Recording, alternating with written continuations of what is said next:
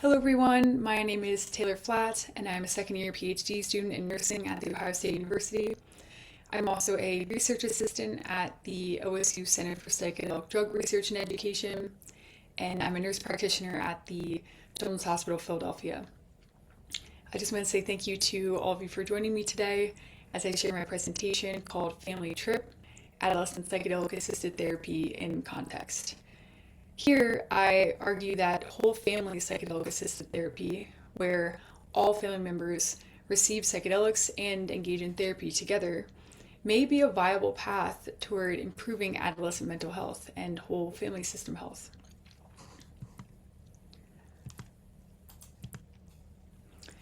So you might wonder, how did I get here? Why am I asking this type of question?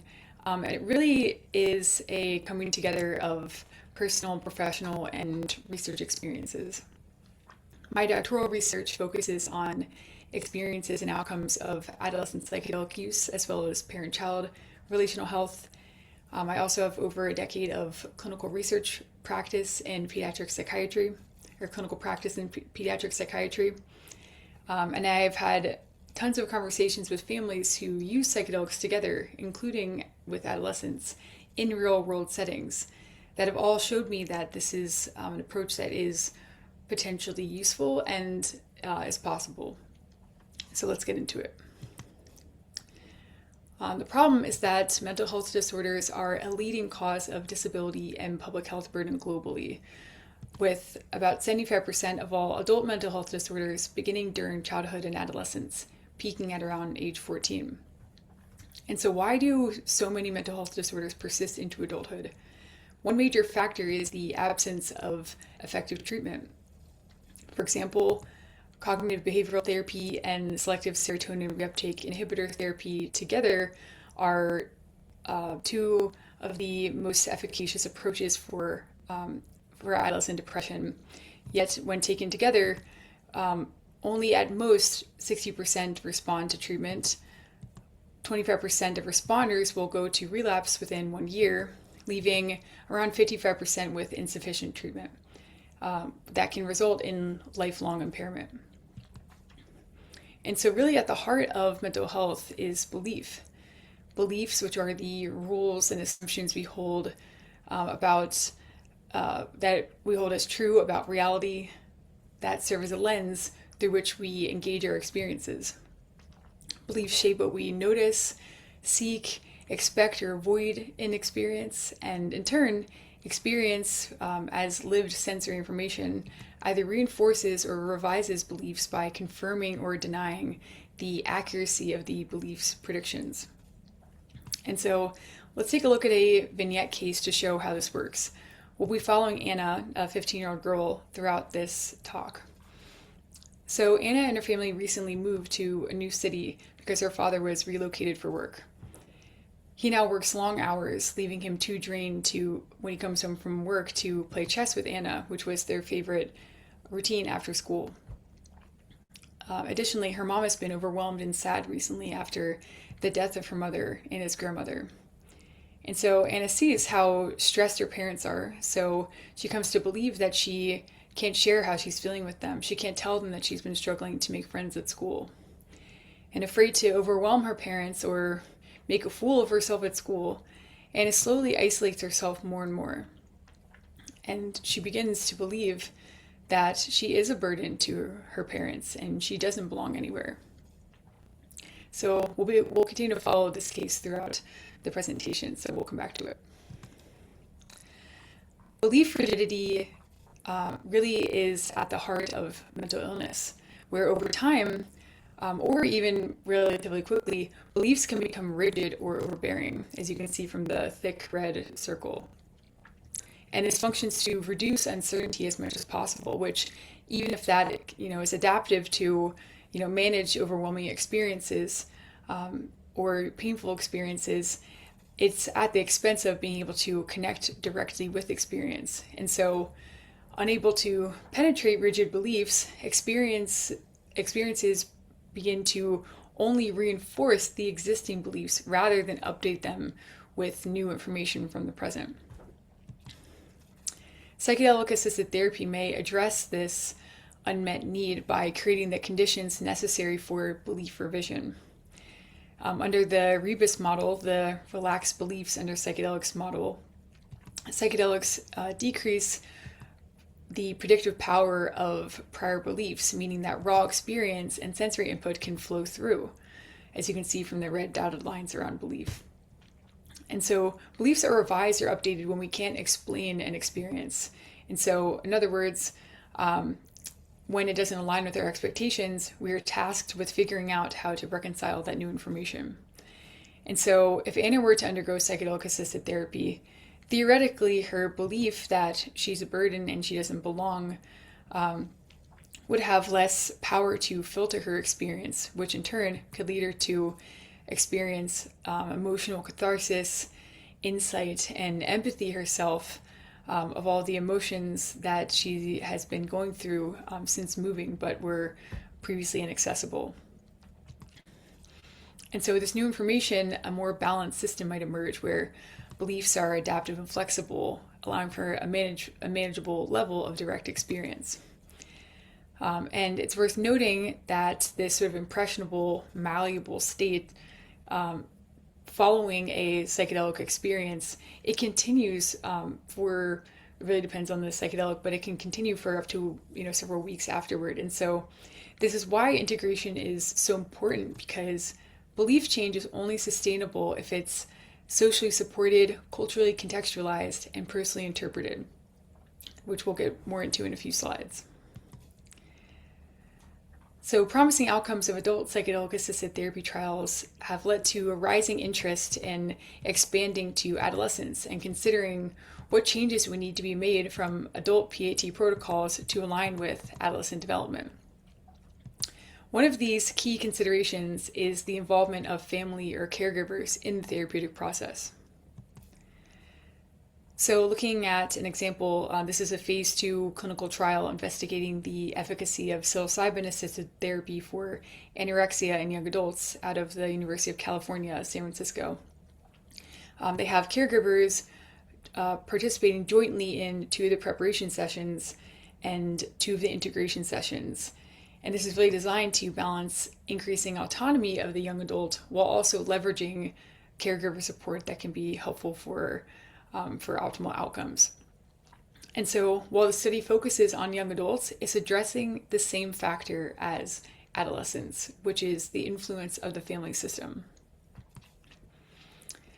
The family system is a primary context of experience for adolescents, meaning that any post-psychedelic changes will be heavily influenced by the family. That's really where the adolescent is going to be spending a lot of their time and where they're going to be integrating after the experience. An adolescent's ability to cultivate a differentiated identity is in the context of their family's beliefs about them. Their limited autonomy means that their options for behavioral change is limited by family level logistics. And in this period of hyperplasticity following a psychedelic experience renders the adolescent even more sensitive to their environment than they usually are, which can really go in really any direction. And so the degree of change that adolescents are afforded really depends on the family system, because adolescents are exposed to it and impacted by the family system much more than adults. And so what's going on is that adolescents are reconciling their changing beliefs about themselves, about others, about the family, with others in the larger family ecosystem.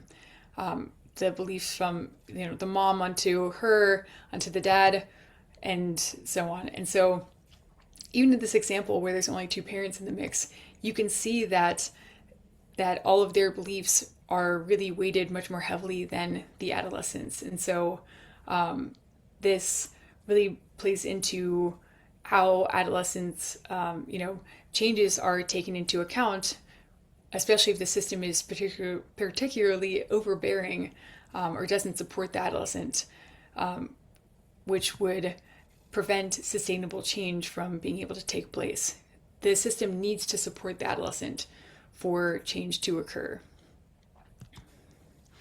And so Returning to the case of Anna, recall that Anna recently had a really profound, impactful experience with psychedelic assisted therapy herself, where she really emerged with a desire to connect with her parents again after spending so much time alone in the throes of depression. Her parents joined her for several of the integration sessions, and they're very supportive and very validating of her, and also share their desire to connect with her. And so they go on to resume their normal life. Anna goes to ask her father after school one day if he wants to play chess, and he says he's busy and he can't, not making eye contact with her. She thinks that's strange. She goes to find her mom to ask if she wants to go for a walk, and then she overhears her crying in her room. So she goes back to her room. Later at the dinner table, Anna notices that her mother's eyes are red from crying. But when she asks about it, she denies anything is wrong. Her father will make eye contact with her still, and she doesn't know why. She thinks, Mom just told me in our integration session that's okay if I'm hurting, and I can come to her for anything. And yet now she's hiding her own pain. Dad said he is so proud of me, yet he can't even look at me. Did they mean what they said, or were they just trying to make me feel better? Maybe I was right before. I am a burden. Look at what I'm doing to them. I'm stressing them out. I was right to keep to myself. Maybe I should go eat in my room. Meanwhile, Anna's mother reflects on how she was raised to believe that she needs to be strong for her family, just like her mother. She learned that being strong means dealing with your emotions on your own, so you don't burden others when they already have enough going on their own. She wants to be strong for Anna and her husband so they know that they can depend on her, so she tells them that everything is okay, even when it's not. She knows that they just discussed the importance of sharing emotions openly during the integration session, but how can that be true if that comes in direct conflict with all she's ever known? Now is certainly not time to rock the boat, she thinks. Anna's father feels unbearably guilty. He believes his daughter's depression is all his fault. He made the family move after all, and he's so upset with himself he can't even bear to look Anna in the eye, or his wife. His daughter was so depressed that she had to get this so-called experimental treatment. How could I risk her life like that? His own father made his family move when he was about the same age as Anna. He became severely depressed then too. His family believed that mental illness was a sign of weakness, so he threw himself into his work to avoid them, fearing that they'd see the sadness in his eyes if he saw them. He knows the pain of depression, and he can't believe he's doing the same thing now. But he feels too afraid and guilty to acknowledge this with his wife and daughter.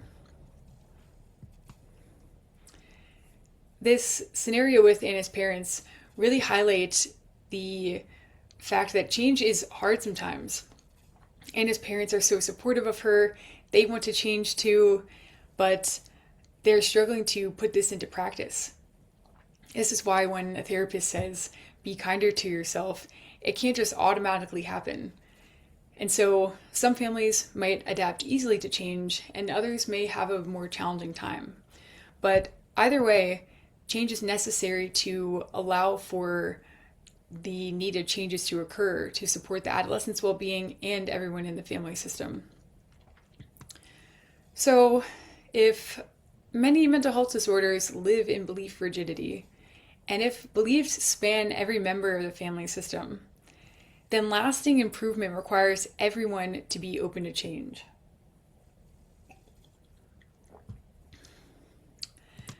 This is why I'm making the case that whole family psychedelic-assisted therapy, where all members take part in the full process, may address this problem. This approach doesn't come from a place of blaming the family for the adolescent's problems or relying on them to fix it, but rather acknowledging that the family is an interdependent unit that experiences life together. And by taking this systems level approach, we can really leverage the system as a whole towards resilience by metabolizing and integrating challenges together that can be learned from in order to emerge stronger, not in spite of the challenges, but because of them. So, how and why could this work? To ground us theoretically, we have the beliefs in blue and the different family members in the center of those beliefs. Experiences at the center of that, right in the middle of the family, representing the shared experience. And the interpersonal connections are uniting all of the nodes. And then each person has their own belief experience interaction for their own individual process. So recall from the Rebus model that psychedelics may decrease the predictive power of beliefs, which may allow for openings for a greater sense of connection through direct experience. And so by family members processing, experiences or emotions that may have hindered their sense of real connection with each other, this may allow for a, sort of deeper sense of connection with themselves, with others, with spirit, with a higher power, which would also allow for family members to really be able to perceive each other for who they are in the present moment, as opposed to who they thought they were or who they want them to be. And so this would allow for sort of a system level reconciliation in real time that would, maybe allow for changes to occur when they're not held up against, very strong prior beliefs about who each other is. Studies of couples using MDMA together describe enhanced interpersonal connection and relationship improvement. One couple actually described taking MDMA with their entire family, which included kids, siblings, parents, grandparents, and they reported having a really positive experience. So it can happen. So in the context of Anna's family, how might Anna and her family experience a shared psychedelic state? So Anna's mom experiences a deep grief for losing her mother and moving away from their previous community. An insight emerges that by refusing to show her own vulnerability, she's inadvertently taught Anna to do the same thing. Anna sees her mother cry for the first time, which gives rise to empathy within her that her mother has really been carrying this all alone. She learns where her mother's lack of communication came from, her family, and she realizes that it wasn't about her at all. And then Anna's father moves through the guilt about the family move, realizing that it wasn't his fault that his job relocated him. And an insight occurs to him that by avoiding his wife and daughter, he's leaving them to navigate this challenge of moving by themselves, and just as he had to earlier in his life. He feels gratitude for their willingness to show up for him and vows to do the same for them. So on the integration side of things, family PAT may allow for members to make meaning of their experiences together by revising their beliefs about themselves, others, and the family together in real time. This may be conducted through open communication practices by constructing a cohesive narrative of what this experience means to them, sharing perspectives, and voicing needs to the broader family will allow them to collectively problem solve for behavioral changes that can lead to lasting or ongoing cultivation of their connection and system level change when all members are involved in that process. So in the case of Anna and her family, her mother, upon integrating with the family, shifted from her belief that strength means handling emotions alone to vulnerability is courageous and necessary for connection, which allows her to be more emotionally available to Anna, even when things aren't totally under control. Anna's father shifts from his prior belief that his family's pain was all his fault to recognizing that he's doing the best he can, and that's enough. Taking all of the blame won't help anyone, but committing to navigating challenges with his family will. Anna was able to recognize that she's not a burden to her family, but rather she interpreted their pain as her fault. With that heavy weight lifted, Anna realizes that she is worthy of love and connection with her family and friends, and she doesn't have to be so ashamed of herself anymore. And through integrating their psychedelic and broader experiences of the move together, the family realizes that they are not falling apart and that they really are quite resilient.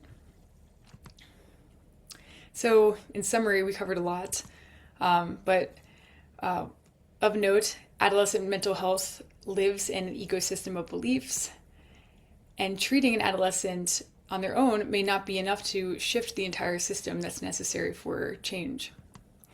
So, whole family psychedelic participation is a logical, theoretically grounded extension of what we already know about systems, connection, and belief change. So, where do we go from here? There is very little work being done in this area, and there's much more questions than answers. Can the family experience ontological shock as a whole? In what situations is this not optimal? And so to even begin to answer some of these questions, we can start by studying what's already happening.